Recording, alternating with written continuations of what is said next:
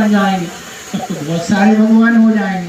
लेकिन हमारे वेद पुराण शास्त्र उपनिषद श्रीमद् भगवत गीता वो तो यही कहती है कि भगवान एक है, कभी दो नहीं हुआ। और दो भगवान हो जाएंगे तो क्या हो जाएगा, दो सृष्टि हो जाएंगी।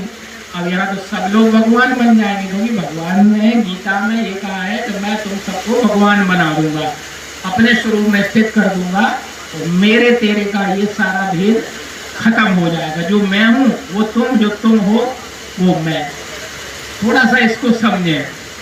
अगर एक लोटा हम पानी ले जाएं, अभी हरिद्वार में गंगा तट पर वर्ग लगा था, अगर हम एक लोटा जल ले जाएं गंगा जी के किनारे तक, तो वो गंगा जी के किनारे तक लोटे का जल है। जैसे ही आप गंगा जी में डालोगे तो वो क्या हो जाएगा, गंगा का जल हो जाएगा। बल्कि गंगा का जल ना होकर के क्या हो जाएगा, गंगा ही हो जाएगा।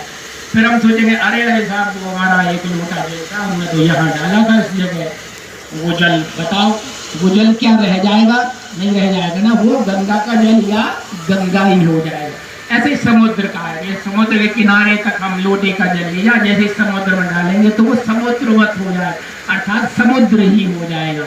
तो जैसे ही परमात्मा हमें प्राप्त होता है तो भगवान कहते हैं कि हम तुम्हें अपने स्वरूप में स्थित कर, तुम्हारा कोई पृथक अस्तित्व नहीं रहता, हमारा कोई पृथक अस्तित्व नहीं रहता, बल्कि हम और तुम, ये हमारा तुम्हारा भेद मिट करके तुम मेरे स्वरूप में प्रतिष्ठित हो जाओ।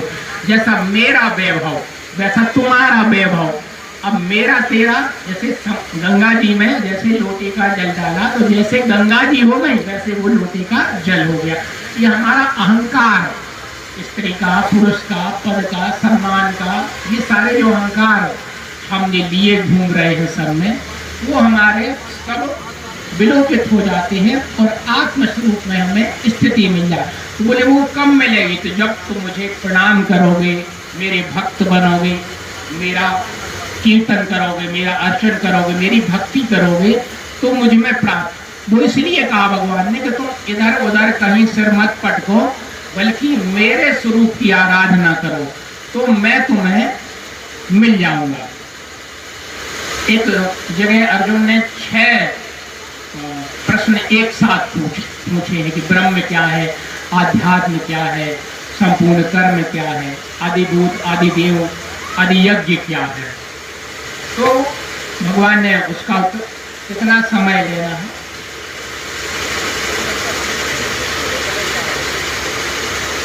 चले। तो भगवान ने उसका उत्तर दिया, अक्षरम ब्रह्म परमम स्वभाव आध्यात्म उच्चते भूत भाव भवोत्करा विसर्ग कर्म संहिता। हम ब्रह्म की बात करते हैं, ब्रह्म की उपासना या आत्मा की उपासना, ईश्वर की उपासना। तो अर्जुन के मन में एक जिज्ञासा थी कि आखिर वो ब्रह्म है क्या, जिसकी आप बार बार बात कर रहे हैं। वो सर्वव्यापी है, कण कण में व्याप्त है और उसकी ब्रह्म में स्थिति मिलना चाहिए। तो उन्होंने कहा ब्रह्म क्या है, तो भगवान का उत्तर था अक्षरम ब्रह्म परमम, जो क्षय नहीं होता वह परम ब्रह्म है, जिसका कभी क्षय नहीं हुआ। हम और आप सबका क्षय होता है, लेकिन जब हम ब्रह्म की स्थिति में जो प्राप्त हो जाता है तो उसका कभी क्षय नहीं। स्वभाव आध्यात्म उच्चते, स्वयं में स्थिर भाव ही आध्यात्म है। हम बड़ी आध्यात्म की चर्चा करते रहते हैं कि आध्यात्म क्या है, आध्यात्म क्या है। तो जब स्वयं में स्थिर भाव मिल जाता है वही आध्यात्म है। इसके पहले हम सब माया के अधिपत्य में रहते हैं। माया के अधिपत्य से निकल करके स्वयं के अर्थात आत्मा के आधिपत्य में भी आना ही आध्यात्म कहलाता है। फिर भूत भाव भवो कहो विसर्ग कर्म संहिता, जो भूतों के न्यारे न्यारे भाव हैं जो हम करते रहते हैं, उन संस्कारों का मिट जाना ही कर्मों की पूर्णता है। अब ये कैसे मिटते हैं, जो हमारे संस्कार जो पहले से लेकर अब तक जो हमने अर्जित किए हैं वो कैसे मिटते हैं, जिन्हें हम कर्म का नाम दे लें। तो कर्म भी 3 प्रकार से होते हैं। एक तो प्रारब्ध होता है, क्रियामाण और संचित। जो अभी हम कर रहे हैं, जो भी कर्म अच्छा बुरा कर रहे हैं वो क्रियामाण है। संचित क्या है, जो हमने पुराने जन्मों से लेकर अब तक हमने जो कर्म हमने किए हैं वो हमारे संचित कर्म है। और प्रारब्ध, प्रारब्ध यानी पुराने जन्मों से लेकर के जो कर्म हमारे फल देने की स्थिति में, अच्छा या बुरा फल देने की स्थिति में आ चुके हैं, वो हमारे प्रारब्ध कर्म कहलाते हैं। भगवान ने कहा ये कब पूर्ण होते हैं? बोले जब आप स्थिति को प्राप्त हो जाते हो, आराधना करते करते, कर्म करते करते, वंदना करते करते एक ऐसी स्थिति आती है कि जो चराचर कर्म है वो भस्म हो जाते हैं। विषय कहा कर्म संहिता, उस समय फिर कर्म करने की आवश्यकता आपको नहीं रहती। कर्म यानी आराधना, कर्म यानी भगवान का भजन, वो फिर करने की आवश्यकता नहीं रहती। हमारे मन में चलता रहेगा क्या हम भजन करते ही रहेंगे, क्या हम आराधना करते ही रहेंगे?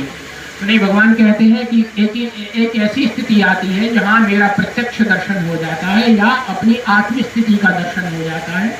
ज्ञान योग से चलोगे तो आत्म स्थिति मिलेगी, भक्ति योग या निष्काम कर्म योग से चलोगे तो भगवान के प्रत्यक्ष दर्शन होंगे। दोनों स्थितियां एक हैं, चाहे आत्मा को प्राप्त कर लो सांख्य योग या ज्ञान योग से, या भक्ति योग या निष्काम कर्म योग से आप ईश्वर को साक्षात प्राप्त कर लो। ये दोनों स्थिति में वो कर्म पूर्ण हो जाते हैं। अब यहाँ 3 प्रश्न पूरे हुए भगवान के, अब बचे 3। अधिभूतम क्षरो भाव पुरुषा अधिदेवतम। अधिभूतम, अभी जो हमने कहा था कि भूतों के वे संस्कार जो कुछ ना कुछ प्रारब्ध की रचना करते रहते हैं, तो वो अधिभूत कहलाते हैं। और अधियज्ञ क्या है? अधियज्ञ क्या है? यज्ञों का अधिष्ठाता। जैसे भगवान या परमात्मा या ईश्वर या सदगुरु या कोई महात्मा